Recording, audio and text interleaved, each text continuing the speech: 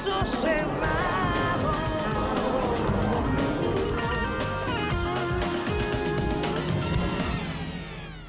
Mary demanda a su media hermana Lisette por la suma de $50,000.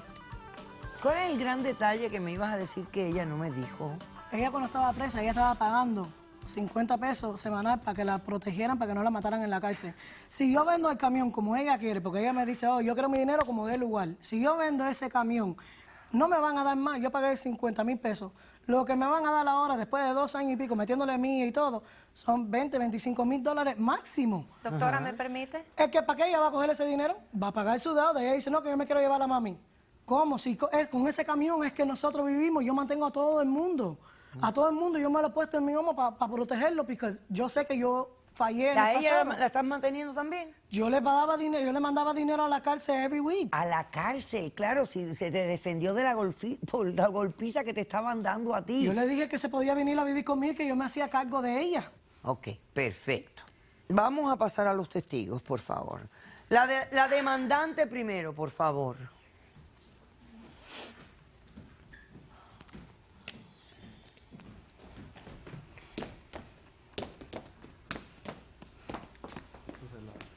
Buenas tardes. Buenas tardes. ¿Su doctor. nombre? Mi nombre es Isabel. Isabel. ¿Y usted quién es Isabel? Doctora, yo cuidaba de la abuelita. Ella le agradezco a Lisette que me dio hogar, me dio su casa, me dio trabajo, cuidaba de su mamá. Eso es incierto. Yo soy enfermera profesional intensivista, graduada.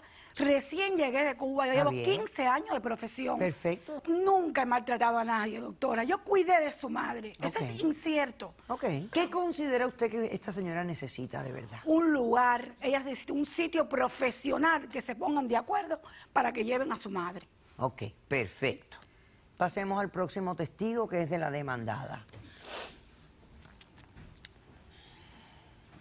Tu hermana hace un punto importante. Yo espero que tú lo estés pensando ahí. Si ella vende esa rastra para pagarte a ti el dinero, ¿de qué va a mantener al resto de todo el mundo? Hay que pensar en eso. Solo te lo digo para que lo pensemos. ¿Ok? Buenas tardes. Buenas tardes, ¿Tu doctora. nombre cuál es? Yasmín, ¿Y tú quién eres, Yasmín? la hermana de Lisette. ¿Qué has venido a declarar? Que Mari quiere que Lisette venda el camión. Si Lisette vende el camión, ¿de qué vamos a vivir los otros? Bueno, yo no sé tú de qué vas a vivir, pero tú debieras de buscarte un trabajo, independizarte, criar a tus 3 hijos. ¿Tú por qué no trabajas? A ver, ¿cuál es Porque tu no problema? tengo quien me cuide a los niños. Pero si aquí hay daycare y hay programas del gobierno que te cuidan a los niños gratis, hay 20 cosas. ¿Tú qué es lo que tienes? A ver, ¿cuál es tu problema? Tengo miedo de salir a la calle que mi esposo, el que era esposo, me vaya a dar golpe. ¿Por qué? ¿Y por qué no llamas a la policía y lo meten preso? Porque me amenazó que me iba a matar si llamo a la policía. Hazme el favor, al doctor Ángel Leal y la psicóloga Madeline Hernández. Es una cantidad de disfunción, gente disfuncional teniendo hijos. ¿Él es el padre de esos 3 hijos? Sí. El padre de los 3. De los 3. ¿Y ya lo metiste en child support para que te paguen manutención por los 3 chiquitos? No. No, ya no hago nada, doctora, except, you know, wear these clothes and look like a No haces nada. Tú eres causante de tu propia desgracia. Ok. Yo quisiera, doctor, entender por qué ella fue a prisión 15 años. Esa parte me tiene loca en este caso. Lo único que se me ocurre es que hayan considerado de que la respuesta de ella al evento de la golpiza de la hermana no fue proporcional o razonable ante de la escena que ella presenció y que ella ocasionó una muerte donde tal vez la persona que era la víctima del incidente original no estaba en peligro de muerte, aparte de que ella le dio por detrás. Bueno, doctor, pero yo le hubiera dado de espalda también, pero yo llego y veo que Entiendo. están pegándole a mi hermana. Entiendo, creo que es un tema de proporcionalidad al evento que ella atestiguó. Ok.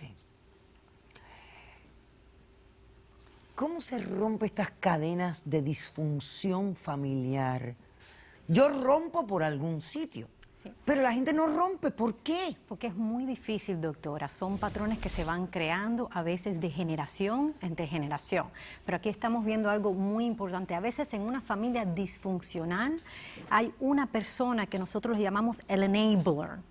La persona Que lo permite, que crea- lo permite todo, exacto. Por ejemplo, esta señora aquí, que permite que su hermana, que se está victimizando porque Sí. ella no puede, porque bueno, está en una situación de violencia doméstica, permite que la hermana no sea una persona productiva. Bueno, ahora dígame esto, una persona que está discapacitada como ella, que tiene 58 años, que no hay fondos, no hay lugares donde las puedan depositar, que el gobierno ayude. Claro que sí los hay. Hay lugares que tienen fondos del gobierno, que son, por ejemplo, nursing homes. ¿Y por qué porque esta gente no encuentra en estos lugares? Porque falta de recursos, falta de educación, no buscar información. En realidad, hoy en día creo que no hay justificación porque tenemos la internet, tenemos los recursos a nuestras manos. Entonces, en realidad no hay justificación. A veces nos queremos ser, como decir, el martyr de tener que cuidar a todas estas personas, pero no lo estamos haciendo bien, le estamos haciendo mal. Ok, decisión del caso. Yo pienso que tú le debes a tu hermana $50,000. No sé cómo se los vas a pagar, pero se los vas a pagar. Ella se metió 7 años en la cárcel, justificada o injustificadamente, por salvarte el pellejo a ti. Así que le concedo la demanda, empezamos con $500, vendes el camión, le das los 25 y el resto que le debe a $500 mensuales. He dicho, caso cerrado. Sea cortés, ande con cuidado, edúquese lo más que pueda, respete para que lo respeten y que Dios nos ampare. Nos vemos el próximo día, gracias.